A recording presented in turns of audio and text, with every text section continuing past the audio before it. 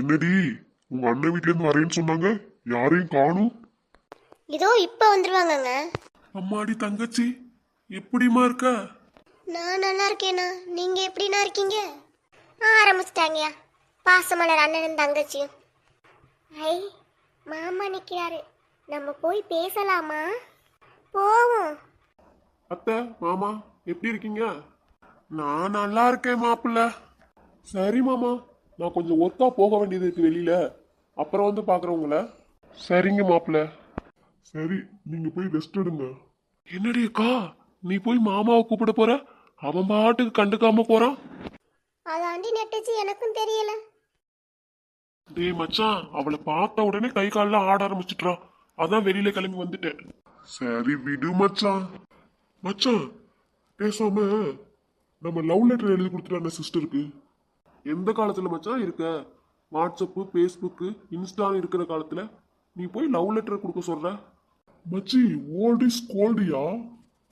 Guide மச்சான், guide மச்சான், நான் கவிதை சொல்றேன், நீ எழுது மச்சான். வரே, வா வா வா வா மச்சான், வா வா வா வா.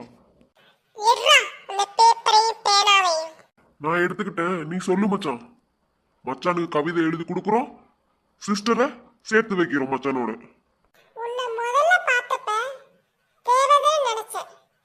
கொஞ்ச நாள் பேசினதுக்கு அப்புறம் தான் தேவதை இல்ல, தேவையில்லாம பேசுறவன் புரிஞ்சுக்கிட்டேன். என்ன மச்சான் கவிதை சொல்ற நீ?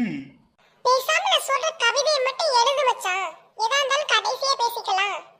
நீ ஒரு நாளைக்கு 100 தடவை என்னை எவ்வளவு லவ் பண்றேன்னு கேட்ப. அதுக்கு நான் கணக்கு போடுறதுக்குள்ள என் கணக்கு வாத்தியாரே ரிட்டர் ஆயிட்டாரு. நீ சின்னதா கோவப்பட்டாலும் நிலநடுக்க எச்சரிக்கை மாதிரியே இருக்கும். சாரிம்மா, எல்லாம் என் தப்புன்னு சொன்னாதான் நான் உயிரோடவே தப்பிக்க முடியும். உன்னை பார்த்த உடனே இவதான் என் வாழ்க்கைன்னு நினைச்சேன். இப்ப தினமும் பேசுறப்பதான் தெரியுது இவதான் என் தலைவலின்னு. உன் கண்ணு ரெண்டு ரொம்ப அழகு, ஆனா அதை விட ஆபத்தானது நீ ஒண்ணுமில்லைன்னு சொல்ற வார்த்தை. ஒண்ணுமில்லைன்னு நீ சொன்னதும் என் மனசு இன்னைக்கு நம்ம கதை முடிஞ்சிச்சுன்னு பயப்பட ஆரம்பிச்சிடுது. நீ சிரிச்சா பூ பூக்கும், பறவை பாடும், காற்று வீசும். ஆனா நீ கோபப்பட்டா நான் மட்டும்தான் ஓடுவேன். ஹீரோயின் மாதிரி நடந்து வருவேன், தேவதை மாதிரி சிரிப்பேன், ராணி மாதிரி உத்தரவு போடுவேன். ஆனா பில் கட்டுற நேரம் மட்டும் என்னை பார்த்து நீங்க தான் ஹீரோன்னு சொல்லிடுவேன். போதும், நிறுத்துடா. மச்சான் இன்னும் இருக்கு மச்சான் அருவியாட்டம்.